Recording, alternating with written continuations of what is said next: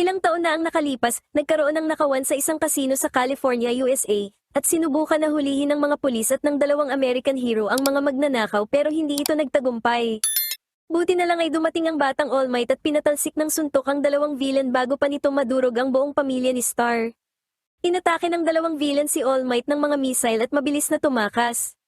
Ganun pa man, dumating ang binata na si David Shield at pinasakay si All Might sa kanyang All-Mobile dahil sa mga support item ni David ay nahirapan na makatakas ang mga villain.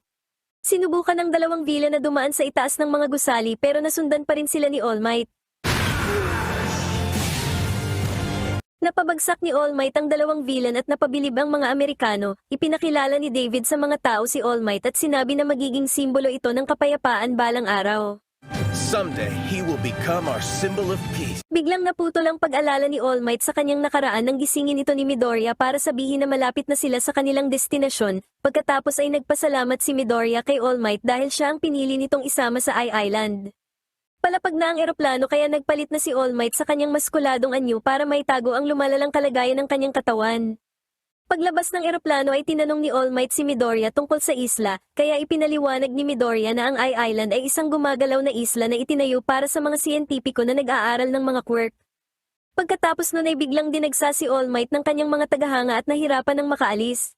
Sinasabi ni All Might kay Midoriya na makikipagkita sila sa kanyang kaibigan, nang biglang binati ito ng isang dalaga at tinawag na Tito All Might. Agad nakilala ni All Might ang dalaga at binati ito pabalik. Ang dalaga ay si Melissa na 17 taong gulang at anak ng kaibigan ni All Might, at inimbitahan nito si All Might sa iExpo para sorpresahin ang kanyang ama na si David. Ipinakilala ni All Might sina Midoriya at Melissa sa isa't isa at agad naman itong nagkasundo, kaso hindi naging komportable si Midoriya nang masyadong lumapit si Melissa para tingnan ang kanyang hero costume. Inawat ni All Might si Melissa at pinaalalahanan ito tungkol sa kanilang plano. Samantala, isang misteryosong grupo ng mga lalaki ang nag-uulat sa kanilang pinuno na naging matagumpay ang kanilang pagpasok sa expo.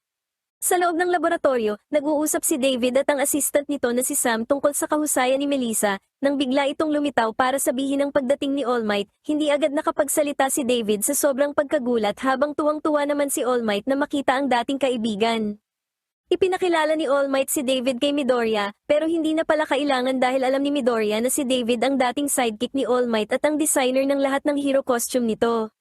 Napansin ni David ang singaw na nagmumula kay All Might kaya hiniling nito sa lahat na umalis muna. Paglabas ng lab ay hiniling ni Midoriya kay Melissa na tawagin na lang siyang Deco, habang si All Might naman ay bumalik na sa kanyang payat na anyo at nag-alala si David nang makita ito. Dinala ni Melissa si Midoriya sa iExpo kung saan nakita nila ang maraming pro heroes sa buong mundo kabilang na si Godzilla. Sunod ay dinala ni Melissa si Midoriya sa pavilion at ipinakita dito ang iba't ibang mga imbensyon. Ayon kay Melissa ay halos lahat ng imbensyon na naroon ay gawa ng kanyang ama at nais niya na maging mahusay na siyentipiko tulad nito. Sinabi ni Midoriya na nauunawaan niya si Melissa dahil tulad nito ay nais niya rin na maging katulad ni All Might balang araw. Nakita ng grupo ni Uraraka sina Midoriya at Melissa at inakala na nagde-date ito. Nahihiyang ipinaliwanag ni Midoriya na pinapakita lang sa kanya ni Melissa ang expo, pagkatapos ay hiniling ni Midoriya kay Melissa na huwag sabihin na kasama niya si All Might, kaya't inaya na lang ni Melissa ang mga babae na magtsa sa cafe, kung saan nakita ni Midoriya sina Kaminari at Minata na nagtatrabaho bilang staff. Nang makita ng dalawa ang magandang si Melissa ay sinubukan itong dumiskarte, pero napigilan ito ni Ida na naimbitahan sa expo dahil sa kanyang pamilya. Ayon kay Momo ay naimbitahan lang din siya dahil sa kanyang pamilya, ganun pa man, dalawa lang ang pwede niyang isama kaya kinabukasan pa makakapunta ang iba. Pagkatapos nun ay nakarinig sila ng pagsabog at nang pinuntahan nila ito ay nakita nila sina Kirishima at Bakugo na sumali sa isang palaro. Nang makita ni Bakugo si Midoriya na nanonood sa Gedli ay nagwala ito na parang baliw. Ayon kay Kirishima ay sinamahan niya lang si Bakugo na naimbitahan dahil sa pagkapanalo nito sa sports festival. Pagkatapos ay napilitan si Midoriya na sumali sa palaro dahil sa pamimilit ni Bakugo. Kaso hindi matanggap ni Bakugo nang magawa ni Midoriya na maka-score ng malaki at maging pangalawa sa kanya, at lalo pa itong nainis nang lumitaw si Todoroki at inagaw ang kanyang pwesto.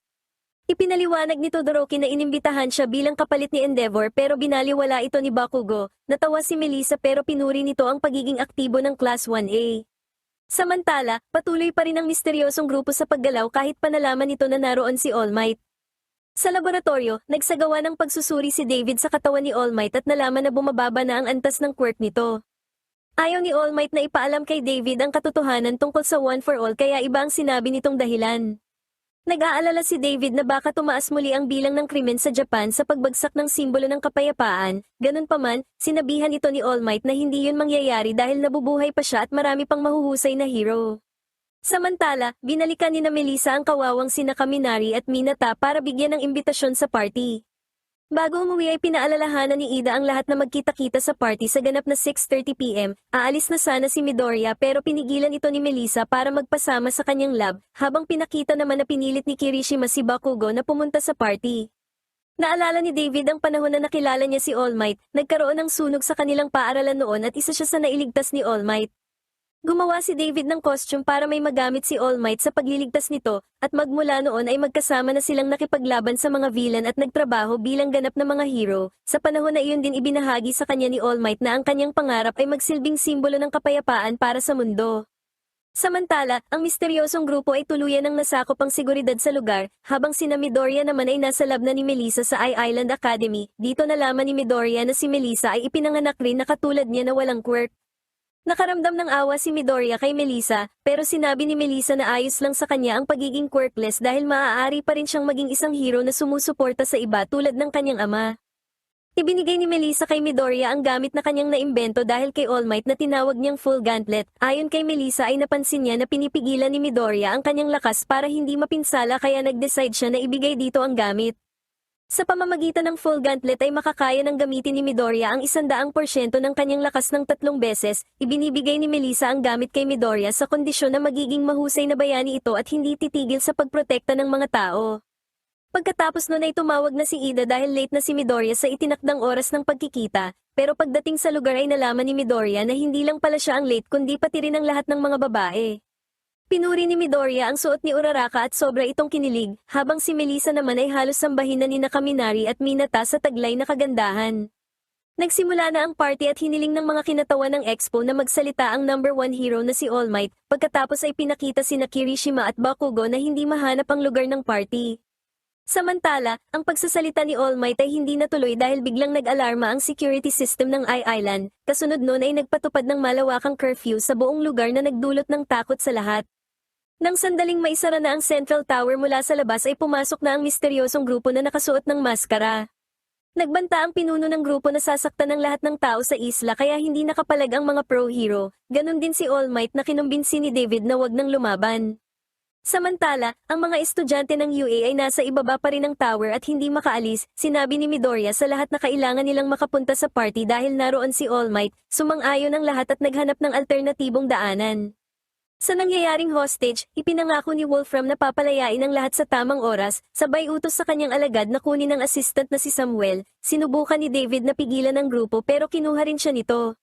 Pagkatapos nun ay napansin ni All Might si Midoriya na nagpapakislap mula sa ikatlong palapag, ginamit ni Jiro ang kanyang quirk para pakinggan ang sasabihin ni All Might, inutusan ni All Might ang mga estudyante na tumakas na lang at sinang-ayunan ito ni Ida. Gayunpaman, ayon kay Melissa ay mahihirapan silang makalabas dahil ang seguridad sa I-Island ay ka-level ng sa Tartarus, dahil dito ay nagtalo ang grupo kung tutulong ba sila o magtatago na lang. Sinuportahan ni Midoriya ang ideya na tumulong, pero sinabi nito na hindi sila lalaban sa mga villain kundi ililigtas lang ang mga tao.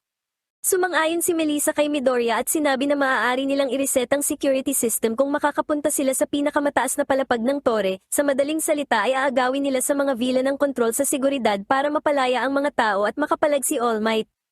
Nag-decide ang lahat na magtulungan na i-disable ang system para matulungan si All Might na matalo ang mga villain. Sinabihan ni Midoriya si Melissa na magpaiwan dahil wala itong quirk, pero tumanggi ito at sinabi na siya lamang ang may kakayahan na magpagana ng security system at gusto niyang tumulong na iligtas ang lahat. Ipinaalam ni Midoriya kay All Might ang kanilang desisyon at hindi ito sumang-ayon. Ganun pa man, naniniwala si All Might na ang tunay na hero ay ganun ang gagawin kaya masaya pa rin ito, nagtiwala na lang si All Might na magtatagumpay ang kanyang mga estudyante. Sa control room, tinakot ng mga villain si David para sundin ito ang kanilang gusto, habang ang mga estudyante naman ay mano-manong inakyat ang nasa mahigit 50 palapag bago mapahinto sa ika-80 palapag dahil sa isang harang. Binuksan ng bobong si Minata ang pangunahing pinto kaya naalerto ang security system at nalaman ng mga villain ang kanilang ginagawa. Sinubukan ng mga villain na ikulong ang mga estudyante pero ginamit nito ang kanilang mga quirk para makatakas, kaso pagkatapos nun ay may dumating na mga villain kaya napilitan ang mga ito na magtago at umasa na lang na hindi makikita. May nakitang estudyante ang mga villain pero hindi ang grupo ni Midoriya kundi sina Bakugo at Kirishima. Inatake ng isang villain si Kirishima pero nailigtas ito ni Todoroki gamit ang yelo, at ginamit din ni Todoroki ang kanyang yelo para itaas sila Midoriya sa susunod na palapag. Pagkatapos ay ipinaliwanag ni Todoroki ang sitwasyon kina Bakugo at Kirishima bago kalabanin ang mga villain ng magkakasama. Samantala, walang makitang daanan ng grupo ni Midoriya pero nakakita ito ng maliit na pinto sa bubong na papunta sa maintenance room. Gumawa si Momo ng maliit na bomba para buksan ang pinto, pagkatapos ay kinumbinsi nila si Minata na pumasok dahil ito lamang ang may kakayahang umakyat sa pader at ang kasya dito. Ginamit ni Minata ang kanyang quirk para akyatin ang pader hanggang sa labas ng tore. Pagdating sa maintenance room ay ibinaba naman ito ang hagdan para sa kanyang mga kaibigan. Inutusan ng mga villain sa control room ang dalawa nilang kasama na nakikipaglaban na habulin sina Midoriya, kaso hindi makasunod sa utos ang dalawa dahil nahihirapan ito kay Bakugo at Todoroki.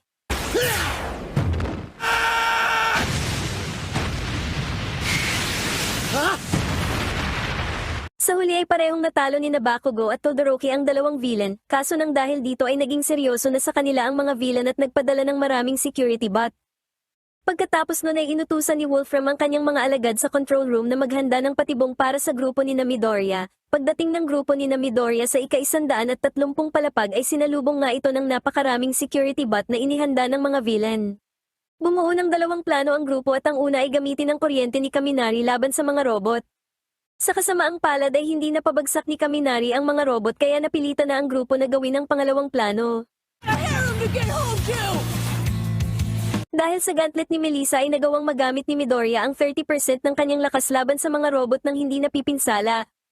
Ipinaalam kay Wolfram ng kanyang mga alagad na mahirap sundan ng mga estudyante dahil kay Jiro na malakas ang pandinig. Nakarating ang grupo ni Midoriya sa server room pero tuluyan na itong naharangan ng mas maraming security robot. Ayon kay Melissa ay hindi nila pwedeng masira sa laban ang silid dahil mahalaga ito sa isla, kaya nag-decide sina Ida na magpaiwan na lang para pigilan ang mga robot habang ipinagpapatuloy ni Midoriya ang pag-akyat sa tore.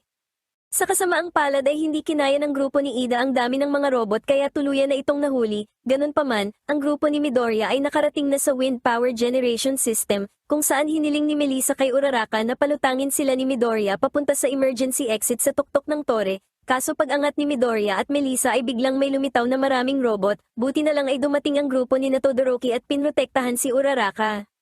Hinangin sina Midoriya palayo sa tore pero nakagawa ng paraan sina Todoroki na maibalik ito, pagkatapos ay muling ginamit ni Midoriya ang kanyang 30% ng lakas para sirain ang pader at makapasok sa tore. Nagre-recover pa mula sa pagkahulog sina Midoriya at Melissa nang bigla itong inatake ni Swordkill, ganun pa man ay agad itong napabagsak ni Midoriya gamit ang isang malakas na suntok sa mukha. Pagkatapos nun ay tiniyak muna ni Midoriya na okay si Melissa bago nagpatuloy, sa daan ay marami pang kalaban ang nagpakita pero hindi rin ito umubra kay Midoriya. Hindi nagtagal ay narating na ng dalawa ang pinakamataas na palapag at nakita nito si David na may binubuksan na vault. Nang mabuksan ang vault ay inutusan ni David si Sam na kunin ang espesyal na gamit sa loob nito, masayang sinabi ni Sam kay David na ang lahat ay naaayon sa kanilang plano at narinig yun ni Melissa.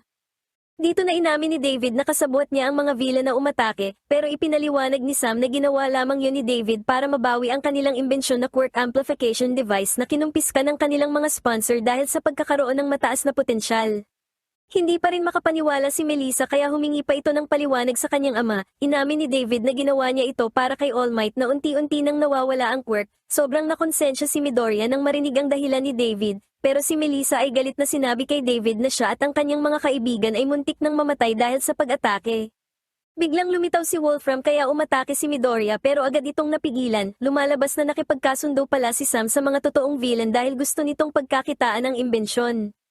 Ganun pa man, ayaw ni Wolfram na sundin ang kasunduan kaya binaril nito si Sam. Muli pang binaril ni Wolfram si Sam pero sinalo ni David ang bala. Tinapakan ni Wolfram si David at sinabihan na wag nang magpakabayani dahil huli na ang lahat, nakagawa na siya ng krimen at hindi na yun mababago ng isang mabuting gawa. Plano ni Wolfram na dalhin si David at patayin si Melissa kaya pinilit na ni Midoriya na makawala sa pagkakagapos. Sinabihan ni Midoriya si Melissa na ipaubaya na sa kanya ang laban at iligtas na lamang ang lahat. Nabawi ni Melissa ang control sa security system ng I-Island kaya nakakilos na ng malaya ang mga pro-hero, habang si Midoriya naman ay muling pinilit na makabangon para bawiin si David mula kay Wolfram. Tinawagan ni Melissa si All Might para sabihin ang nangyayari, habang si Midoriya naman ay nagawang mahabol ang grupo ni Wolfram at agresibong sumugod, kaso napahinto si Midoriya dahil biglang tinutukan ni Wolfram si David ng baril sa ulo, at ginamit ni Wolfram ang pagkakataong ito para pabagsakin si Midoriya gamit ang mga bakal sa paligid. Nakalipad si Wolfram sakay ng helicopter pero nasundan pa rin ito ni Midoriya na kumapit sa gulong, babarilin ni Wolfram si Midoriya kaya itinulak ito ni David para mahulog. Mawawala na sana ng pag-asa si Midoriya nang biglang dumating si All Might at niligtas si David. Magdiriwang na sana ang lahat nang biglang may umatake kay All Might, lumalabas na ginamit ni Wolfram ang imbensyon ni David kaya nakaligtas ito sa pagsabog. Sinubukan ni All Might na atakihin si Wolfram pero hindi na ito umubra, ginamit ni Wolfram ang kanyang mas lumakas na quirk para gawing bahagi ng kanyang katawan ang buong itaas ng tore. Pagkatapos nun ay inatake ni Wolfram si All Might gamit ang mga bakal na haligi, tatapusin na sana ni Wolfram si All Might pero nailigtas ito ni Todoroki. Tinulungan si All Might ng kanyang mga estudyante na sirain ang depensa ni Wolfram.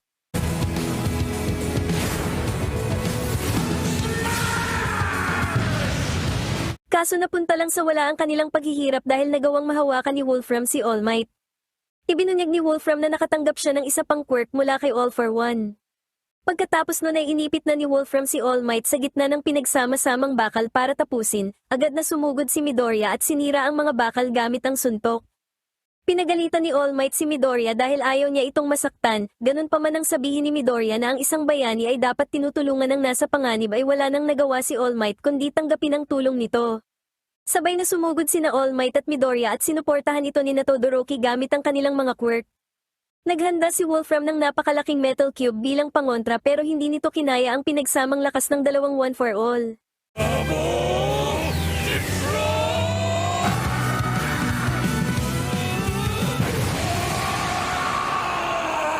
Pagkatapos matalo ni All Might at Midoriya si Wolfram ay nasira na rin ang quirk amplification device. Lubos ang tuwa ni Melissa sa pagkakaligtas ng kanyang ama at pinasalamatan nito si Midoriya, pero sinabi ni Midoriya na hindi niya yun magagawa kung wala ang full gauntlet ni Melissa sabay hingi ng tawad dahil nasira niya ito. Samantala, ipinaalam ni All Might kay David na sinabi na sa kanya ni Melissa ang lahat. Ipinaliwanag ni David na kaya niya nagawa yun ay dahil natatakot siya na baka mawala rin ang kapayapaan na kanilang pinaghirapan kapag nawala si All Might. Ganun pa man, sinabi ni David na ngayon ay narealize na niya na hindi pala siya dapat matakot dahil naroon naman sina Melissa at Midoriya na papalit sa kanila balang araw. Dagdag pa ni David ay nararamdaman niyang katulad ni All Might si Midoriya na may liwanag ng isang bayani. Isang gabi ng taglamig sa isang liblib na lugar sa Japan, si Rocklock at ang isang grupo ng mga pro-hero ay abala sa paghabol sa League of Villains na tumatakas sakay ng isang armored truck na may dalang kargamento na hiningi ni Dr. Ujiko. Ang nasabing kargamento ay isang malaking life support tank na naglalaman ng isang lalaki. Si Spinner ang nagmamaneho ng truck at kasama nito sina Dobby at Mr. Compress. Sa pinagsamang husay ni Spinner sa pagmamaneho at mga quirk ni Dobby at Mr. Compress, nagawa nilang pigilan ang mga humahabol sa kanila. Ganun pa man, tinambangan sila ng grupo ni Endeavor sa dulo ng kurbada.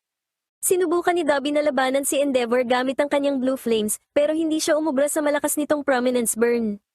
Nahulog ang truck sa ibaba ng bangin at bumaba si Endeavor upang tingnan ang kargamento na dala ng liga, at nakita niyang naroon na ang number 2 hero na si Hawks, na iniimbestigahan ang mga labi ng truck. Dito ay nalaman nila na mga kopya lamang pala ng mga kontrabida na gawa sa quirk ni Twice ang nakasakay sa truck, at wala na ring laman ng life support tank. Sa di kalayuan, ang kaninang laman ng life support tank na si Nine ay tumakas paakyat sa itaas ng burol, kung saan nakipagkita siya sa kanyang mga kasamahan na sina Chimera, Mommy at Slice. Lahat ng estudyante mula sa Class 1A ay naatasan sa Hero Work Recommendation Project sa isang isla. Isang buwan na ang nakalipas, ipinaalam ni Shota Aizawa sa 1A Hero Course ng UA High School na lalahok sila sa programa na inisponsor ng Hero Public Safety Commission para makatulong sa kanilang pagsasanay matapos makuha ng lahat ang kanilang mga provisional license. Ipinadala sila sa Nabo Island upang gampanan ang mga tungkulin bilang mga hero na nagpapatakbo ng kanilang sariling agency nang walang tulong ng sinumang guro. Ang kanilang trabaho ay kadalasang maliliit na gawain lamang dahil sa mababang bilang ng krimen sa isla. Nagretiro na ang pro-hero na dating nagpoprotekta sa isla at ngayon, ang UA agency na ang tumatanggap ng mga hiling at tawag mula sa lahat ng sibilyan. Nakatanggap sila ng report tungkol sa nawawalang bata at natagpuan ito ni Midoriya sa isang kalapit na parke. Biglang lumitaw ang ate nito na si Mahoro Shimano at pinagalitan si Midoriya dahil natagalan itong mahanap ang kapatid niyang si Katsuma. Humingi ng paumanhin si Midoriya, ngunit sinabi pa rin ni Mahoro na hindi siya aprobado sa pagiging hero ni Midoriya at umalis kasama ang kanyang kapatid. Hindi sumang-ayon sina Ochako at Kyoka sa ginawa ni Mahoro kay Midoriya, ngunit sinabi ni Midoriya na ayos lang dahil ang mahalaga ay ligtas ang batang si Katsuma. Sa ibang lugar, pinagtanggol ni Katsuma si Midoriya kaya gumawa ng plano si Mahoro para baguhin ang isip nito tungkol sa mga bayani. Samantala sa UA High School, nag-aalala ang retiradong number 1 hero na si All Might kung ayos lang ba ang mga estudyante sa Nabo Island kahit mayroon na silang provisional license. Ngunit tiniyak ni Eraserhead kay All Might na walang mga kontrabida sa isla kaya ligtas sila sa anumang malaking banta. Balik sa Nabo Island, sa pagtatapos ng araw, pagod na ang klase sa lahat ng kanilang ginawang trabaho. Sinabi ni Minato sa lahat na hindi pa gumagawa ng trabaho si Bakugo mula nang dumating sila sa isla. Dumating ang mga residente ng Nabo Island sa Hero Office at binigyan ng mga espesyal na pagkain ng buong klase bilang pasasalamat sa kanilang mga ginawa. Pagkatapos kumain, inutusan ni Nakaminari si Bakugo na mag-night patrol dahil wala naman daw itong ginawa buong araw. Nang gabing yun, nagsanay si Midoriya ng kanyang mga sipa para mapagbuti pa ang One for All. Iniisip niya ang kanyang quirk at kung paano niya sasanayin ang sarili para magamit ang kapangyarihang ibinigay sa kanya ni All Might. Pagbalik mula sa patrol, nakita ni Bakugo si Midoriya na nagsasanay at sinabihan itong bilisan ang pagmaster sa kanyang quirk. Nagtalo sila kung sino ang magiging number 1 hero bago sila naantala ni Katsuma na sinabi sa kanila na may lumitaw na kontrabida. Samantala, sa headquarters ng Hero Public Safety Commission, iniuulat ng Hero Committee na sa mga nakaraang linggo, maraming hero ang inatake at nawalan ng kanilang mga quirk. Hinihinala nilang nagawa ng League of Villains na makagawa muli ng bala na nagpapawala ng quirk, pero sinabi ni Hawks na may posibilidad din na baka ninakaw ng isang tao na may kakayahang magnakaw ng quirk tulad ni All for One ang quirk ng mga hero. Samantala, pinag-uusapan ng League of Villains ang kargamentong nabigo nilang makuha. Tila wala sa kanila ang nakakaalam kung ano ang kargamento maliban kay Shigaraki. Sa ibang lugar, ang ama ni Katsuma at Mahoro, na nasa isang business trip sa Kyushu ay nanonood ng video ng kanyang mga anak bago siya atakihin ni Chimera. Your quirk. Ginamit ni Nai ng kanyang scanning quirk sa kanya at sinabing natagpuan na niya ang kanyang hinahanap. Pagkatapos ay ginamit niya ang kanyang All for One quirk para nakawin at kunin ang cell activation quirk ni Jishimano. Nang makuha ni Nai ng kapangyarihan ni Jishimano, ginamit niya ang kanyang orihinal na quirk na weather manipulation para magpatawag ng kidlat at sirain ang ilang bahagi ng syudad. Tuwang-tuwa si Nai at ang kanyang grupo na sa wakas ay maisa sa katuparan na nila ang kanilang plano para matupad ang kanilang mga pangarap. Ngunit biglang nanigas sa sakit si Nai habang nagsisimulang masira ang kanyang mga cell at napagtanto niyang hindi tugma sa kanya ang quirk ni Jishimano dahil gumagana lamang ito sa dugo na type A at hindi sa type B na katulad niya. Dahil dito, naisip ni Nai na sunod na puntiryahin sina Katsuma at Mahoro dahil posibleng namana ng isa sa magkapatid ang quirk ng kanilang ama na maaaring tugma sa kanyang katawan. Sa Nabo Island, nagmamadaling pumunta si Bakugo sa lokasyon na sinabi ni Katsuma at sinusundan ito ni Midoriya.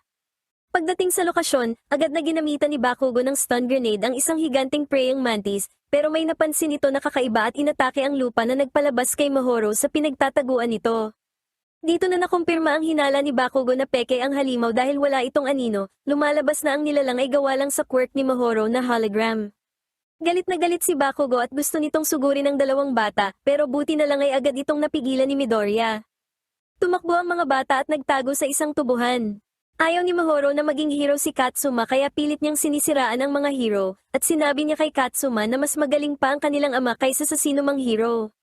Kinabukasan sa Kyushu, dumating si Hawk sa lugar na sinira ni Nine kagabi. Sa mga biktima, kapansin-pansin si Jishimano dahil nawalan ito ng quirk, na ikinagulat naman ni Hawks dahil si Jishimano ay isang sibilyan at hindi isang hero tulad ng mga naunang biktima. Balik sa Nabo Island, ipinagpatuloy ng klase ang kanilang pang-araw-araw na gawain. Muling nakita ni Midoriya si Katsuma na humingi ng tawad para sa kalokohan ng kanyang kapatid kagabi. Narinig din ni Bakugo ang paghingi ng tawad ni Katsuma dahil nasa veranda ito. Nakinig si Bakugo habang ipinapaliwanag ni Katsuma na sinusubukan lang ni Mahoro na patunayan na hindi darating ang mga hero para tumulong, ngunit dumating sila tulad ng pinaniniwalaan ni Katsuma.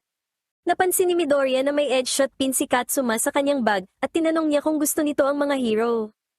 Sinabi ni Katsuma na hinahangaan niya ang mga hero at gusto niyang maging hero kahit na hindi angkop sa labanan ng kanyang quirk. Ngunit ayaw ng kanyang ate sa mga hero at gusto siyang pigilan nito.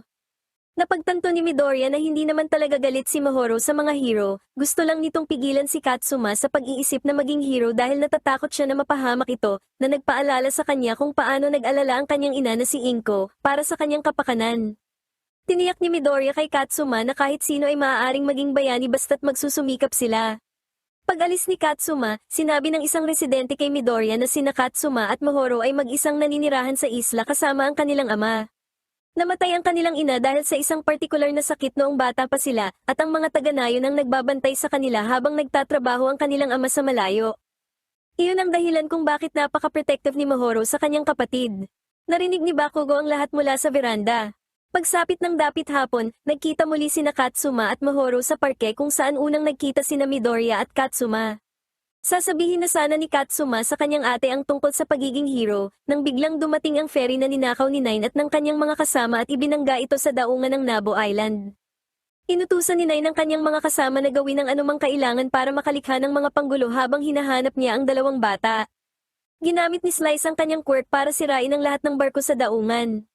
Dahil sa takot, sinubukan ni Katsuma at Mahoro na tawagan ang headquarters ng Class 1A, ngunit si Bakugo ang sumagot ng telepono.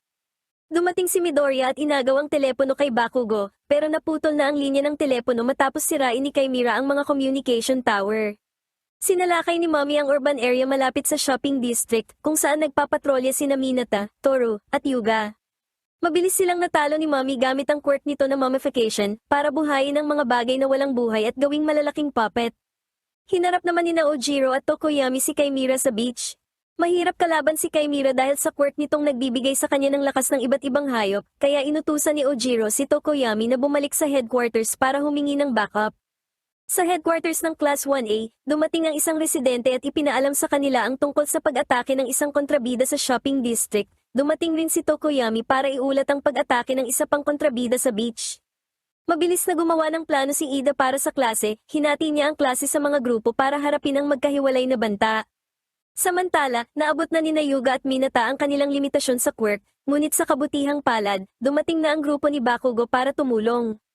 Sa gitna ng laban, nagawang mabalutan ni Mommy si Bakugo at ginawa niya itong isang mummified puppet gamit ang mga sandata nito at kasuutan. Sa beach, nasa bingit na ng pagkatalo si Mezzo nang dumating ang grupo ni Ida. Pinagtulungan nila si Chimera pero hindi pa rin sila umubra dito, at napabagsak pa nito si Raikido. Samantala, sinubukang umuwi ni Katsuma at Mahoro pero pinasabog ni Nine ang kanilang bahay. Ginamit ni Nine ang kanyang quirk para suriin ang mga bata at nalaman niya na si Katsuma ay may eksaktong cell activation quirk na kailangan niya. Lumapit si Nine kay Katsuma para kunin ang quirk nito pero dumating si Midoriya at iniligtas ang mga bata. Inutusan ni Midoriya ang dalawang bata na tumakbo palayo at nagpaiwan para labanan si Nine. Gumamit ng dalawang magkaibang quirk si Nine kaya napagtanto ni Midoriya na may kaparehong quirk ito kay All for One. Sa kabilang dako, masyadong malakas si Mommy para kina Kaminari at Kirishima, ngunit nagawang makalaya ni Bakugo sa pamamagitan ng pagpapasabog ng isa sa kanyang mga Grenadier Bracer, at tinalo niya si Mommy sa pamamagitan ng pagpapasabog sa mukha nito. Pagkatapos mapabagsak si Mommy, umalis si Bakugo para maghanap pa ng ibang kalaban. Sa beach, nahihirapan pa rin ang grupo ni Ida na pabagsakin si Chimera. Samantala, patuloy na nilabanan ni Midoriya si Nine pero nahirapan siya dahil sa paggamit nito ng iba't ibang quirk. Nagdesisyon si Midoriya na itaas ang lakas ng kanyang full count sa 20% at gumamit ng St. Louis Smash, ngunit sa kabila ng pagtaas ng kanyang lakas, dehado pa rin si Midoriya laban kay Nine. Gamit ang kanyang scanning quirk, napagtanto ni Nine na mayroong interesanteng quirk si Midoriya at sinubukan niyang gamitin ang kanyang all-for-one quirk para nakawin ito. Ganun pa man, hindi nagtagumpay si Nine dahil tumangging magpanakaw ang mga naiwang lakas ng naunang may-ari ng One for All at pinigilan ang proseso. Dahil nabigo, pinasabugan na lang ni Nine ng walang kalaban-laban na si Midoriya para patayin ito. Sinubukang tulungan ni Mahoro at Katsuma si Midoriya, ngunit inutusan lang sila nitong tumakas. Pinatamaan ni Nine ng laser ang dibdib ni Midoriya at lubhang napinsala ito. Dahil sa takot, ginamit ni Mahoro ang kanyang quirk para lumikha ng isang cartoonish na bersyon ng sugatang si Midoriya para ipaalam sa lahat na kailangan nito ng tulong. Umepekto ang ginawa ni Mahoro dahil dumating si Bakugo, ngunit kahit ito ay hindi pa rin umubra kay Nine at sa maraming quirk nito. Nagawang makalapit ni Bakugo kay Nine pero ginamit nito ang kanyang Hydra quirk at inipit siya sa lupa. Pinasabugan ni Bakugo si Nine at sinabihan si Midoriya na umatake, pero gumamit si Nine ng weather quirk at pinatamaan sila ng kidlat. Nagdulot ng malawakang blackout sa isla ang malakas na atake ni Nine at parehong napabagsak sina Midoriya at Bakugo.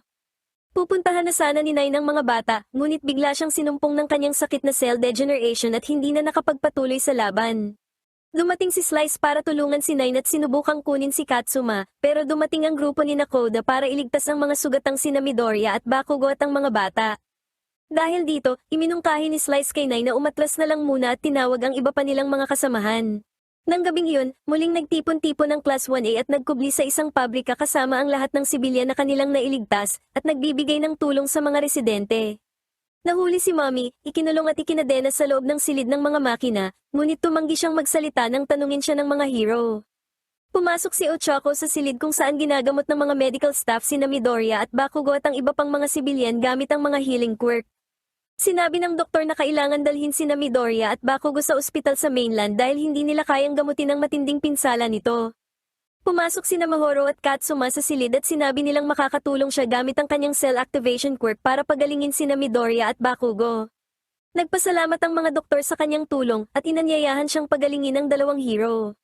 Samantala, nagkubli ang mga kontrabida sa isang parola. Pumasok si Chimera sa silid at nagtanong kung nasaan si Mommy at doon nila napagtanto na nahuli na pala ito. Inalala ni Chimera noong iniligtas siya ni Nine at inanyayahan na sumali sa kanyang grupo, ipinapaliwanag na magdadala siya ng kaayusan sa lipunan kung saan ang pinakamalalakas na quirk ang mamumuno sa mas mahihinang quirk, at sa gayon ay hindi na niya kailangang magtago muli mula sa lipunang tumatrato sa kanya na parang halimaw. Nagpatuloy ang flashback kung saan sinabi ni Nine sa kanyang mga kasamahan na plano niyang sumailalim sa isang eksperimento ni Dr. Ujiko para magkaroon ng mas malakas na kapangyarihan, at sa paraang ito ay makahanap ng lunas sa kanyang sakit. Nagawang iakma ni Dr. Ujiko ang quirk factor ng all-for-one quirk kay Nine na nagbigay sa kanya ng kakayahang magnakaw ng hanggang 8 quirk. Ganun pa man, lalo nitong pinalala ang kanyang sakit kaya kailangan niya pang magnakaw ng quirk na makakatulong sa kanya para malampasan ito. Balik sa kasalukuyan, sa pabrika, patuloy na ginagawa ni Katsuma ang lahat ng kanyang makakaya para pagalingin sina Midoriya at Bakugo gamit ang kanyang quirk, at di nagtagal ay nagsimula na itong magising. Sa kabilang silid, nagpulong ang Class 1A para pag-usapan kung paano haharapin ang malaking banta mula kay Nine at sa iba pang kontrabida. Gumawa si Momo ng isang drone para magpadala ng SOS sa mainland para humingi ng tulong, ngunit inaasahan nilang hindi agad darating ang mga backup. Sinusubukan nilang alamin kung ano ang pakay ng mga kontrabida nang pumasok sina Katsuma at Mahoro sa silid, at inihayag ng bata na siya ang target ng mga kontrabida dahil gustong nakawin ni Nine ang kanyang quirk. Iminungkahi ng ilang estudyante na tulungan ng bata na makatakas para sirain ang plano ng kontrabida, ngunit ipinayo ni Shoto na wag itong gawin dahil baka patayin nila ang mga residente ng isla bilang bawi. Inalok ni Katsuma na isuko ang kanyang sarili kay Nine para iligtas ang lahat, ngunit lumitaw si Midoriya na ganap ng magaling matapos siyang pagalingin ni Katsuma, at pinigilan ng bata sa kanyang ideya sa pagsasabing mayroon siyang kamanghamanghang quirk na hindi niya dapat isuko kailanman. Pumasok din sa silid si Bakugo na ganap ng magaling at sinabi sa lahat na ang tanging dapat gawin ay durugin ang mga kontrabida. Dahil sa inspirasyon mula sa mga salita ni Midoriya at Bakugo, inalala ng klase ang lahat ng hirap na kanilang ginawa para sa mga tao, at ngayon ay determinado na rin silang gawin ang katulad ng ginawa ni Midoriya at Bakugo. Nagkaisa ang buong klase na labanan ang mga kontrabida at protektahan ang lahat sa isla. Gumawa si Midoriya ng plano para sa klase sa pamamagitan ng paglipat sa lahat ng sibilyan sa Mount Shiroyama sa mas maliit na isla kung nasaan ang sinaunang kastilyo, kayang itago ng malaking kuweba sa gilid ng isla ang lahat ng residente. Sa ganitong paraan, iisa lang ang ruta ng mga kontrabida para makarating kay Katsuma at mayroon ding daan para makatakas ang lahat kung kinakailangan. Haharapin ng mga hero ang mga kontrabida gamit ang lugar para magkaroon sila ng bentahe at paghihiwalayin nila ang mga kalaban. Kinabukasan, matapos gumaling sa kanyang sakit, dumating sina Nine, Slice at Chimera sa pasukan ng isla matapos silang gabayan ni Slice patungo sa mga guho ng sinaunang kastilyo. Habang papalapit ang mga kontrabida sa mga guho, sinimulan ng mga bayani ang kanilang pag-atake gamit ang ultimate move ni Hyuga na Supernova. Sunod na umatake si Momo gamit ang dalawang malalaking kanyo na kanyang ginawa para tuluyang ihiwalay sina Slice at Chimera kay Nine. Nang magkahiwalay na ang mga kontrabida, sinimulan na ni Hanta at Ochako ang kanilang pag-atake kay Nine, kung saan ginamit ni Hanta ang kanyang tape quirk para ihagis ang malalaking bato na pinapalutang ni Ochako papunta kay Nine. Samantala, sa kuweba sa ilalim ng lupa, pinagtulungang kalabanin ni Namina at Tokoyami si Slice. Sa talon, hinila ni Suyo si Chimera sa tubig na ginawang yelo ni Shoto, ngunit hindi ito naging sapat para pigilan si Chimera. Dahil dito ay naghanda na lang sila na kalabanin ito ng buong lakas. Samantala, masyadong malakas ang pinagsamang airwall quirk at bullet laser quirk ni Nine, kaya ginamit na ni Hanta at Ochako ang patibong na inihanda nila kasama si Minata at nagdulot ng malaking pagguho ng mga bato. Natabunan si Nine sa ilalim ng mga bato at ginamit ni Minata ang kanyang ultimate move na Super Grape Rush para mas pagdikitin pa ang mga bato at makulong dito ang kupal na si Nine. Gayunpaman, madaling nakawala si Nine at napabagsak nito si Minata. Inatake ni Momo at Yuga si Nine ngunit pinatalsik lang sila nito. Dumating si Bakugo at pinasabugan si Nine. Di nagtagal ay dumating na rin si Midoriya at tinulungan nito si Bakugo sa pag-atake kay Nine. Sa kuweba, sa kabila ng paggamit sa dilim bilang bentahe, hindi pa rin makasabay si Tokoyami sa lakas at bilis ni Slice. Gumawa ng pagkakataon si Tokoyami para magamit ni Mina ang kanyang signature move na acid shot para sirain ang karamihan sa buhok ni Slice. Nagalit si Slice at nagpakawala ng napakaraming karayom gamit ang kanyang buhok at natamaan nito si Mina. Galit na inatake ni Tokoyami si Slice pero pinatamaan ni Slice ng mga karayom ang kisame kaya gumuho ito at nasinaga ng liwanag si Tokoyami na ikinatalo nito. Nakita ni Midoriya ang pagguho ng kuweba at sobrang nag-alala. Sa talon, binibasic lang ni Chimera ang pakikipaglaban sa grupo ni Ida nang biglang maramdaman nito na napaparalisa ang kanyang katawan. Lumalabas na inaatake pala ni Kirishima at Ida si Chimera ng espesyal na lason mula sa frog quirk ni Suyo. Binago ni Chimera ang kanyang katawan para matanggal ang bisa ng lason, pagkatapos ay nagpakawala ito ng malaking apoy sa grupo ni Ida. Nasunog ang gubat at napilitan na umatras ang grupo ni Ida. Samantala, patuloy na nakipaglaban ang grupo ni Midoriya kay Nine, pero masyado pa ring malakas si Nine para sa kanila at isa-isa silang napabagsak nito. Muling inatake ni Nine sina Midoriya at Bakugo para patayin, pero umabot na ito sa kanyang limitasyon at nagsimulang mamilipit sa sakit. Sa talon, gumawa ng plano si Shoto, ginamit ni Ida ang kanyang quirk engine para guluhin si Chimera gamit ang Recipro Turbo, habang dahan-daang lumapit mula sa likod sina Kirishima at Shoto gamit ang parehong paraan na ginawa nila para iligtas si Bakugo sa kamino. Napansin sila ni Chimera at pinaputukan sila ng apoy, pero sinalag ni Kirishima ang atake gamit ang kanyang hardenang quirk. Dahil sa sakripisyo ni Kirishima ay nagkaroon ng pagkakataon si Shoto na makalapit kay Chimera. Habang hinahawakan ni Suyo at Ida si Chimera, pinalamig ito ng husto ni Shoto hanggang sa magyelo ito.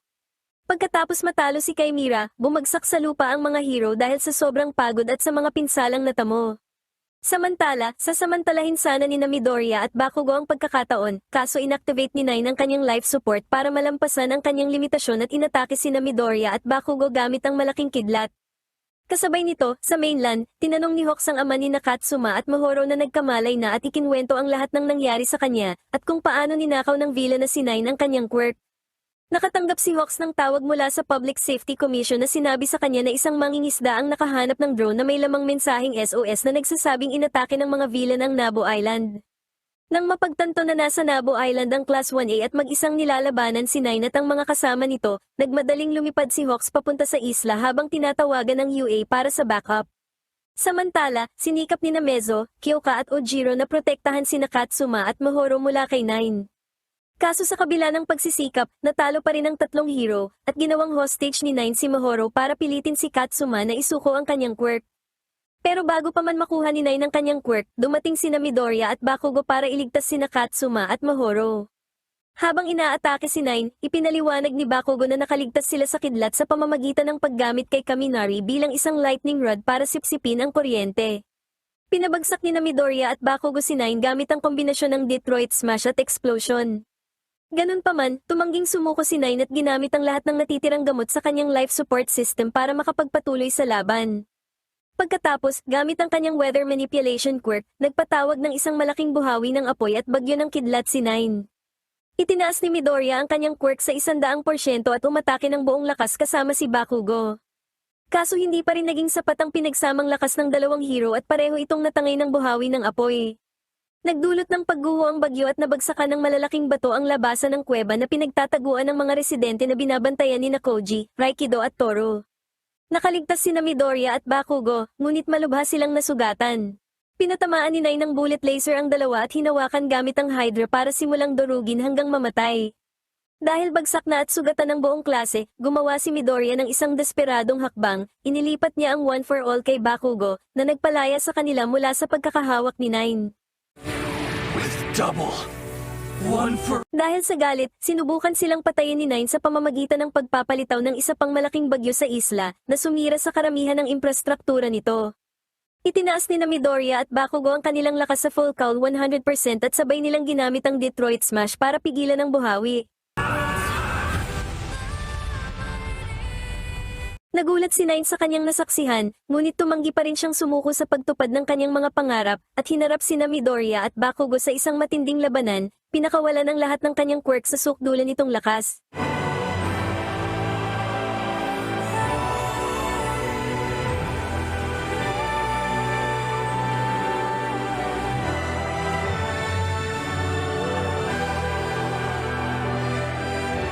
Sa huli, tinapos ni na Midoriya at Bakugo si Nine gamit ang St. Louis Smash sa 100% na sinamahan ng Explosion Quirk. Parehong nawala ng malay ang dalawa, at nagpaalam na si Midoriya sa One for All dahil tuluyan na itong nawala sa kanya. Pagkatapos nun ay pinakita na hinukay ni Hawk si Tokoyami sa ilalim ng mga bato, habang si Midoriya naman ay nagising sa bisig ni All Might. Naiiyak na humingi ng tawad si Midoriya kay All Might sa pagbibigay ng One for All kay Bakugo at sa posibleng pagkabigo sa kanya bilang kapalit, dahil kahit hindi niya pinagsisihan ang kanyang desisyon, naramdaman niyang wala siyang ibang pagpipilian kundi ilipat ang quirk kung gusto niyang protektahan ang mga tao sa isla. Habang nawawala ng malay si Midoriya, tiniyak ni All Might sa kanyang alagad na hindi siya galit, sinasabing ginamit niya ng tama ang kanyang kapangyarihan hanggang sa huli. Nagulat si All Might nang makita niya ang mga pulang guhit ng enerhiya na biglang damaloy sa balat ni Midoriya, na nagpapakitang nanatili pa rin pala ang One for All sa loob ng katawan nito. Sa una, inisip niya na marahil ay nawala ng malay si Bakugo bago makumpleto ang paglilipat, ngunit sa huli, napagtanto niyang marahil ay nanatili ang One for All sa loob ni Midoriya dahil sa kahandaan nitong isugal ang sarili para protektahan ang mga inosente, kahit na mga hulugan ito ng pagkawala ng kanyang kapangyarihan. Umiiyak na nagpasalamat si All Might sa mga naunang gumamit ng One for All at sa kanyang master na si Nana Shimura. Pagkatapos nun ay pinakita, na kinuha na ng mga dumating na hero at sundalo ang mga natrap na residente at mga sugatang estudyante. Habang inilagay naman sa kustodiya sina Mami, Chimera at Slice, biglang lumitaw si Shigaraki sa harap ng sugatang si Nine gamit ang warp. Sinabi ni Nine kay Shigaraki na hindi pa niya nabubuo ang perpektong lipunan at kailangan pa niya ng oras. Pero sinabi ni Shigaraki na siya na ang tutupad sa pangarap na mundo ni Nine at pinatay si Nine gamit ang kanyang decay quirk. Kinabukasan, nalaman ni Midoriya na hindi naaalala ni Bakugo na pinasa niya dito ang One for All, at ang quirk ay nanatili pa rin sa kanya. Nang makarecover ang Class 1A, nanatili muna sila sa Nabo Island para tumulong sa pag-aayos ng mga pinsalang idinulot ng grupo ni Nine hanggang sa sinuspinde ng Public Safety Commission ang programa at inutusan silang umuwi. Habang inaayos ng militar at mga hero ang isla, sumakay ang Class 1A sa isang ferry para umalis.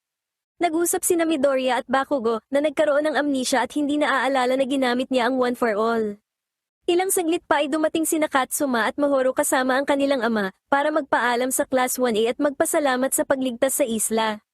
Nangako si Katsuma na magpapalakas at sinabi ni Midoriya kay Katsuma na maaari siyang maging isang bayani at hihintayin niya ito sa UA High School. Ito ay balitang-balita sa buong Japan ang nangyaring pagkawasak ng Deika City, pero 9 na araw bago ito maganap, si Deku at ang iba pang student ng Class A ay nagsasanay makipaghalubilo sa media.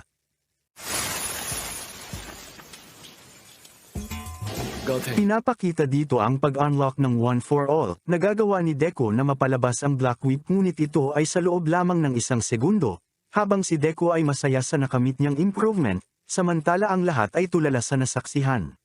Samantala, binisita ni Principal Nezu si All Might at dito ay nagumpisa siyang magtanong-tanong kay All Might kung ano ang alam niya sa mga nakaraang nagmay-ari ng One for All.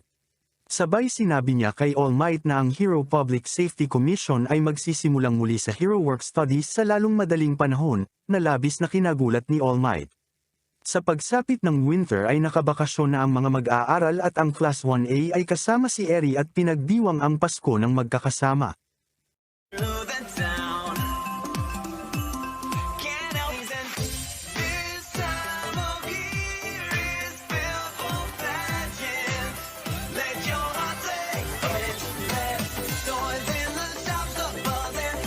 Dito ay nagkaroon sila ng exchange gift at ang bawat isa ay may pagkakataong bumunot ng isang regalo bilang panggulat. Dito nga ay nabunot ni Deku ang regalo na nagmula kay Uraka na Sticky Cut Mochi, at nakuha naman niya ang regalo nitong All Might keychain, habang nakuha naman ni Eri ang Buster Sword na nagmula kay Tokoyami. At dahil sa kasabikan ay napapatanong si Deku kung ano ang nag-aantay sa kanilang kinabukasan, pero kahit na ganon ay umaasa siyang magiging masaya silang lahat sa susunod na Pasko. Sa pagbabalik ng work studies program, wala nang mabalikan sina Deku at Bakugo dahil masyado nang abala sa Night Eye Agency at wala na si Best Jeanist. Kaya niyaya sila ni Todoroki na sumama sa agency ng kanyang ama na si Endeavor. 轟くんの誘いを受け、僕とかっちゃんはエンデバーの Nakita dito na ilang linggo bago ang kasalukuyang kaganapan, si Hawk ay binigyan ng isa pang pagkakataon ni Dobby na sumali sa League of Villains pagkatapos ay binisita si Best Jeanist para alamin kung ano na ang kalagayan nito. Dito ay pinakita na may nilabas na balahibo si Hawk habang nakatalikod sa kanya si Best Jeanist.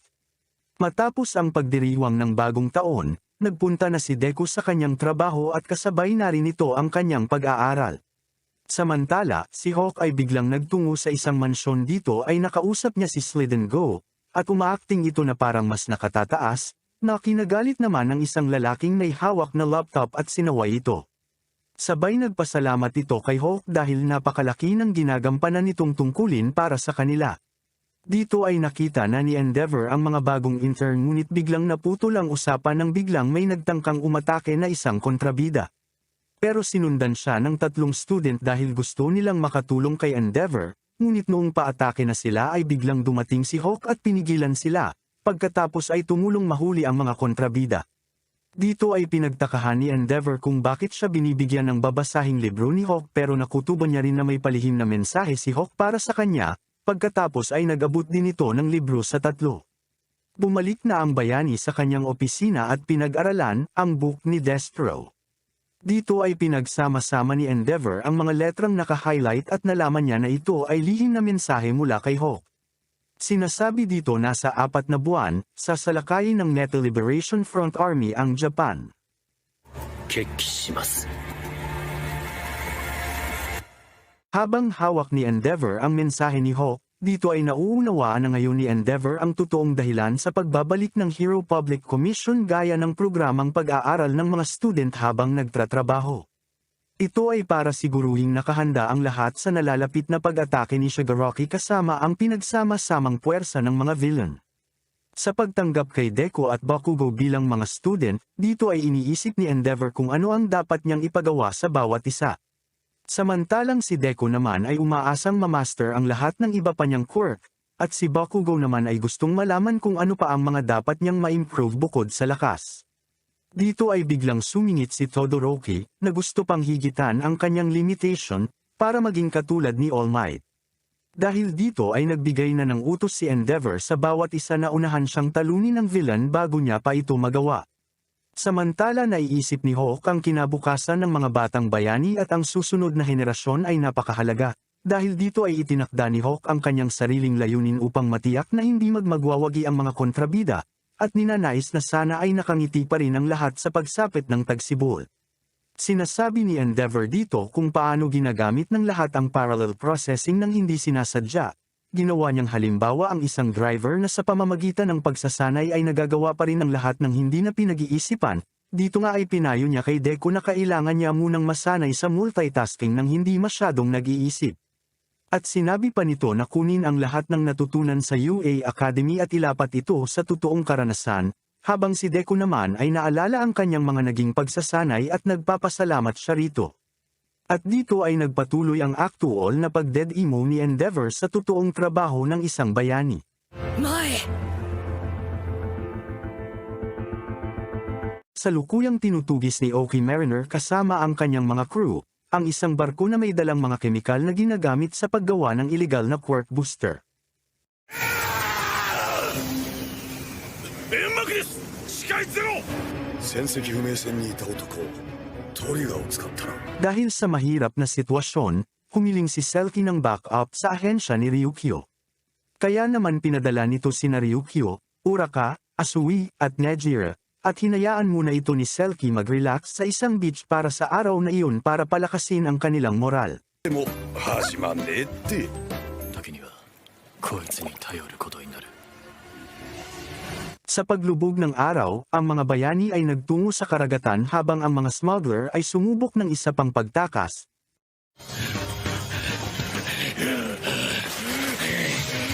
Dahil dito ay kaagad na sumakay sina Selkie at Asui sa barko, ngunit nagsimulang lumipad ang isang cargo plane na may dalang mga kemikal. Si Sirius ay nagpaputok. Samantalang si Uraka naman ay gumagamit ng isang hook sa kanyang bagong costume para kumapit sa eroplano.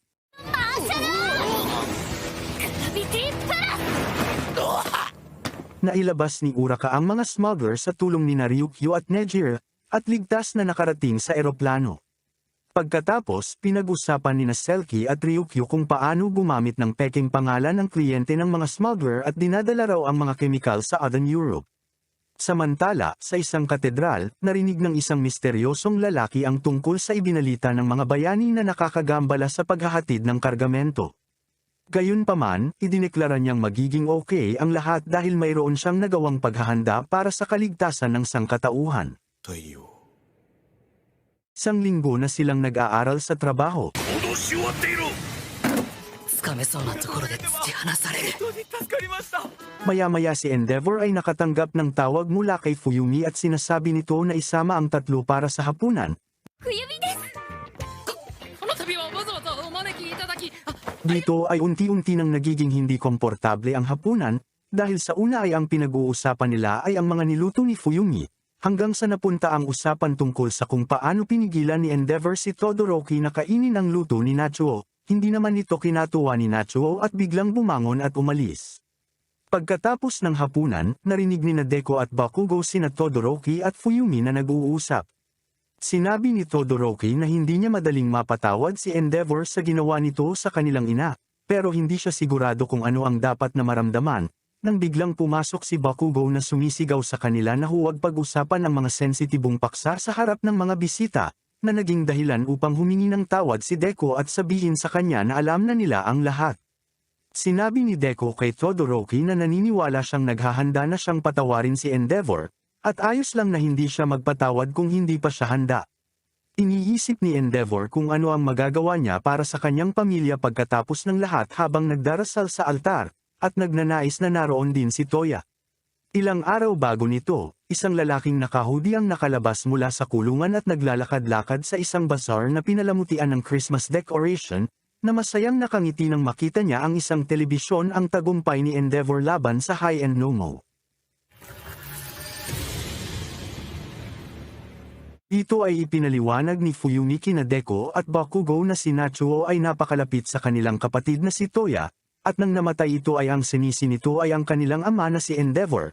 Nang maglaon, dumating na ang oras para ibalik ni Endeavor ang tatlo sa UA High, at si Endeavor ay nagpasalamat kay Fuyumi sa pag-set up ng lahat, sabay nagpasalamat rin ito kay Deko sa pagiging tunay na kaibigan kay Todoroki, pero habang nasa biyahe ay bigla silang inatake ng kontrabidang nagngangalang Ending. Ginawa nitong hostage si Nachuo, sabay sinasabi ni Ending dito na ang mga bayani ay hindi maaring pumatay, ngunit dahil kinailangan ni Endeavor na patayin ang high-end Nomo, ay magagawa niya itong muli, ngunit dahil sa takot sa mukha ni Nachuo ay nag-alinlangan si Endeavor.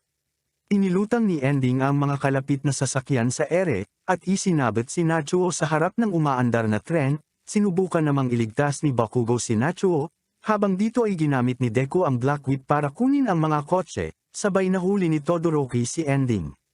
Matapos yakapin si Nachuo, humingi ng paumanhin si Endeavor sa kanya at sinabing hindi niya sinasadyang iwasan ang kanyang mga anak, ngunit tumakas pa rin siya sa kanyang mga responsibilidad. Alam niyang walang balak si Nachuo na patawarin siya at sinabi ni Endeavor na ayos lang dahil gusto lang niyang magbayad. 許せるように。 Dumating ang mga pulis para kunin si Ending, habang nagpapasalamat si Nachuo sa tatlo sa pagligtas sa kanya. Pagkatapos ay isiniwalat ni Bakugo na mayroon siyang pangalan bilang bayani, ngunit galit na tumanggi na sabihin sa kanyang mga kaklase hanggang sasabihin muna niya sa iba. Nagpasya si Endeavor na ang pinakamagandang bagay na magagawa niya para sa kanyang pamilya ay ang matiyak na mabubuhay silang masaya nang wala siya. 彼らを本当に思うなら Habang ipinagdiriwang ng Class 1A ang pagsisimula ng ikatlong semestre, si Eraserhead at Crescent Mike ay ipinatawag sa Tartarus Prison ni na Detective Sukauchi at Gran Torino, dahil nalaman ng dalawa na si Kurogiri ay isang nungo na nilikha gamit ang bangkay ng kanilang kaibigan at dating classmate sa paaralan na si Oboro Shirakomo. Dahil bakas pa rin sa nungo ang ilan sa kanilang mga dating personalidad, ものに巻き込まれあっけないし sina Aizawa at Mike ay hinihiling na makipag-usap kay Kurogiri sa pag-asang makakuha ng impormasyon tungkol sa League of Villains, ngunit nabahala si Kurogiri ng matanong ito tungkol sa kinaroroonan ni Shigaraki, sabay na alala ni Aizawa na ang alam niya ay palaging nag-aalala si Shirakumo para sa iba. Sina Aizawa at Mike ay naglalabas ng mga kwento mula sa kanilang dating classmate at nagkaroon ng emotional damage, at sinabing naapektuhan ang pagkakaibigan nilang lahat dahil sa pagkamatay ni Shirakumo. Dito ay nabigo ang programming ni Kurogiri, at dahil dito nagkaroon ng kamalayan si Shirakumo.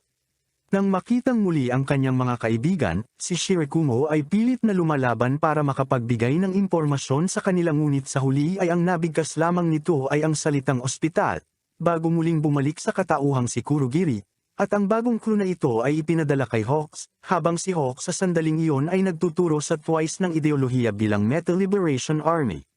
Habang papalabas siya upang kumuha ng inumin, at masaya niyang naisip ang pagka-connect-connect ng mga clue. Sa ibang lugar, pinakita ang tumatawang doktor na abala para sa research sa quirk na All for One, para sa proseso ni Shigaraki na magiging kanyang ultimate masterpiece at umuusad ng mas mahusay kaysa sa inaasahan.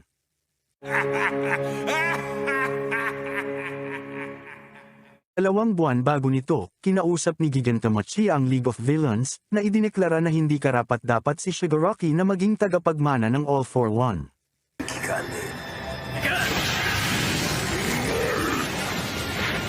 Sa panahon ng pag-atake, ang League of Villains ay dinala sa lab ng All for One's assistant, at nakaharap nila dito si Dr. Kyudai Garaki. Ang doktor ay nagnanais na tulungan si Shigaraki sa kanyang layunin na sirain ang lahat ng bagay at sistema na hindi niya gusto. Ngunit bago si Shigaraki ay mabigyan ng kapangyarihan, kailangan niyang talunin si Gigantamachi upang makuha ang kanyang katapatan, dahil dito ang League of Villains ay binalikan si Gigantamachi upang ipagpatuloy ang kanilang labanan.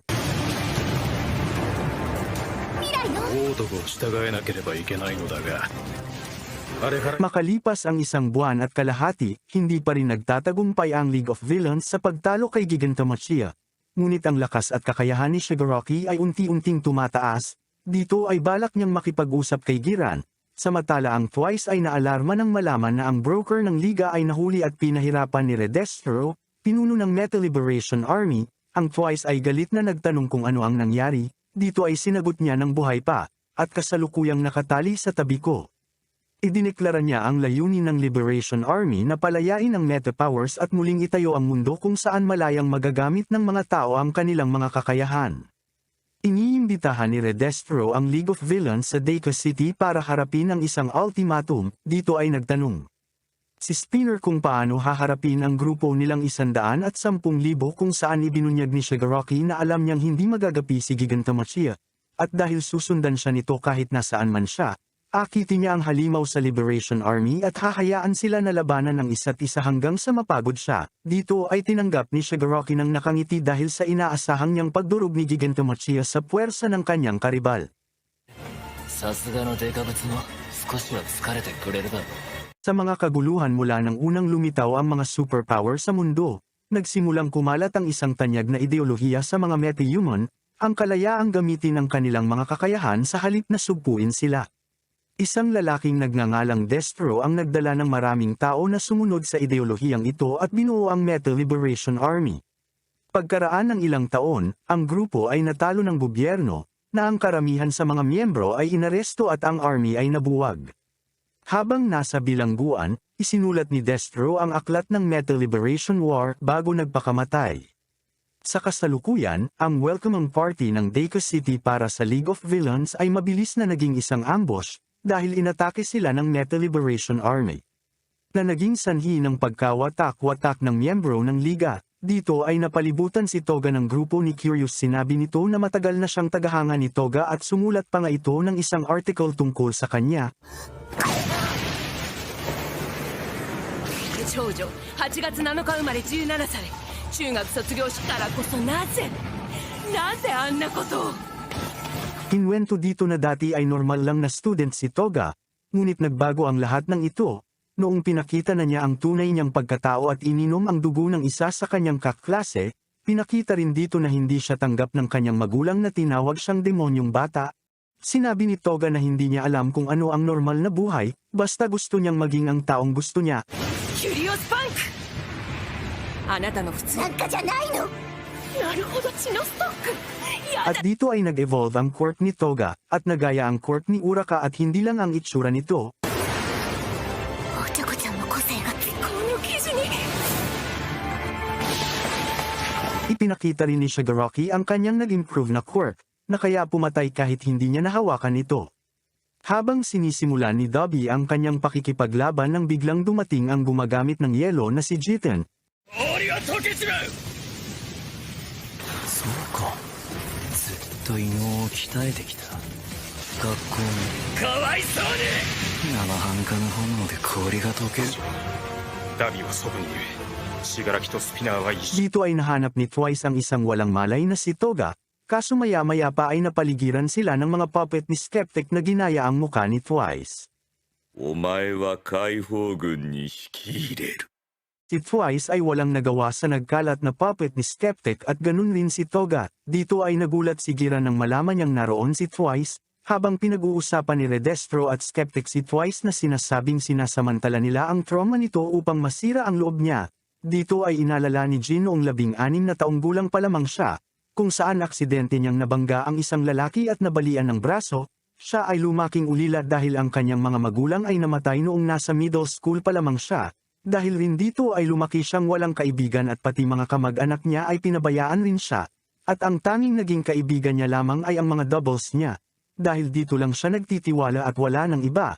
Hanggang sa isang araw tuluyan na siyang nawalan ng landas at gumawa ng mas maraming doble na sabay-sabay nagpakasaya habang gumagawa ng krimen, hanggang umabot sa puntong nakagawa siya ng malaking pagkakamali at pati sa sarili niya ay nawalan na siya ng tiwala. Dahil dito ay iniwan siya ng kahit pa ng mga doble niya, at naiwang mag-isa muli. 殴れ Dito ay nakaramdam siya ng matinding sakit sa kanyang nabaling braso. トガちゃん君を助けるよ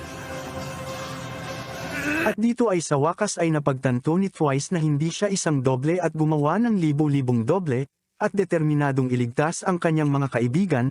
Ang Twice Doubles ay dumagsa sa Deika City, at tinulungan ang bawat member ng League of Villains para rin matiyak ang kaligtasan ni Shigaraki. トラウマは愛と勇気が塗りつぶしてくれたよ。そりゃ悲しいな死に Tinawagan ni Dr. Garaki si Gigantomachia at pinakiusapang protektahan si Shigaraki. Samantala ang mga doble ni Twice ay umabot sa tower ni Redestro para iligtas si Giran, ngunit lugi pa rin sila sa bilis at lakas ni Redestro. ひどい連中 Samantala si Shigaraki ay binulok ang base ng tower upang bumagsak ito, habang ang mga Twice ay pinuprotektahan si Giran. Si Shigaraki ay nagkaroon ng one-on-one match kay Redestro. かつて一人の女性が異能を持った子を産んだ。この子が自由に生きられるようビジランテの流星とともに政府も混乱を是正し、だが実際に施行された政策はどれも従前にで人となりを判断するのはやめよう。いい お嫁さんになりたいってやってるの。ほら行こう。 Natalo ni Redestro si Shigaraki nang magawa niyang masira ang kaliwang kamay nito pati na rin ang mga kamay na sinusuot ni Shigaraki sa buo niyang katawan. Dahil dito ay nagbalikan ang mga masasamang alaala ni Shigaraki sa kanyang pagkabata. Siya si Tenko Shimura Shigaraki. Ang kanyang amang si Kotaro ay isang malupit at may malalim na galit sa mga bayani. At palagi nitong sinasabi na huwag matuwa sa mga bayani dahil wala silang ginawa kundi magbigay ng pasakit sa sariling pamilya para lamang matulungan ang estranghero. Si Shigaraki ay palaging napaparusahan sa tuwing may nagagawang pagkakamali. Kaya bilang parusa iniiwan siyang mag-isa sa labas at hinahayaang kumalamang sikmura. Dahil dito ay nag-alala ang nanay niya at sinabing baka lumala ang allergies niya, pero ang kanyang ama ay mas nababahala dahil wala pa rin siyang quirk hanggang ngayon, at sinabing ginagawa niya lamang ito para rin kay Shigaraki. Isang araw ay pinakita ng kapatid niya ang larawan ng kanilang lola na si Nana Shimura, at labis na naging masaya si Shigaraki nang malamang isang bayani ang lola nila, pero sobra ang galit ng kanyang ama nang malaman ang tungkol dito, sabay nilaglag naman ng ate niya si Shigaraki, na sinabing siya daw ang nagsabi na gusto niya itong makita dahil dito ay binanatan at pinarusahan si Shigaraki. Samantala ang ama ni Shigaraki ay naalala ang kanyang ina na si Nana Shimura. Malaki ang galit niya dito dahil parang napabayan siya nito dahil sa pagiging bayani nito, gayunpaman ay napagtanto niya na mali ang nagawa niya kay Shigaraki. Samantala dito ay labis ang lungkot ni Shigaraki at dahil dito ay lumitaw ang quirk niya at napatay ang kanyang alagang aso sabay dating naman ng ate niya na gusto sanang mag-sorry. Ngunit nagpanik ito nang makita ang pira-pirasong aso, dahil sa pagkabigla ay napatay na rin ito ni Shigaraki at sumunod na rin ang kanyang buong pamilya.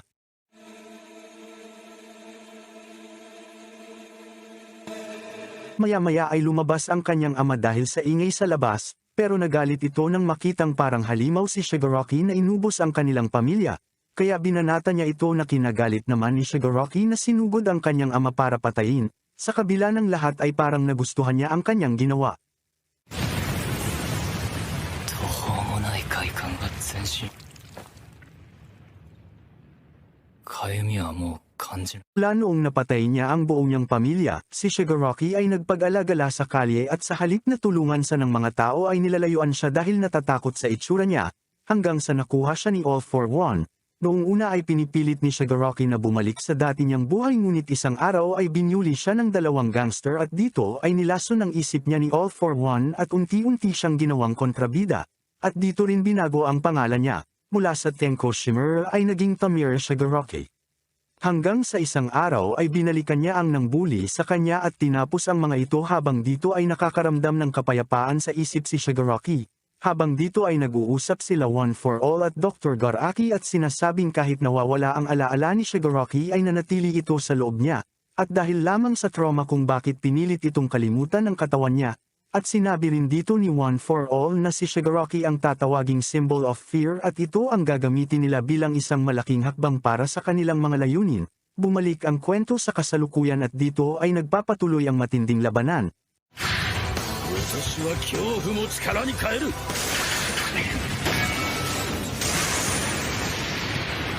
Hanggang sa nagkaroon ng awakening si Shigaraki at winasak nito ang buong Deika City.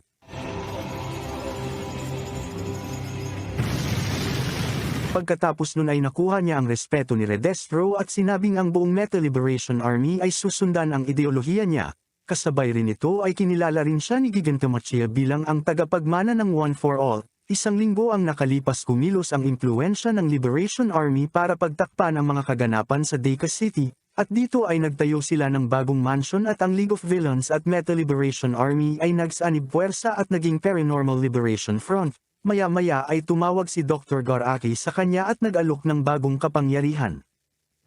約束通り力を授けよう。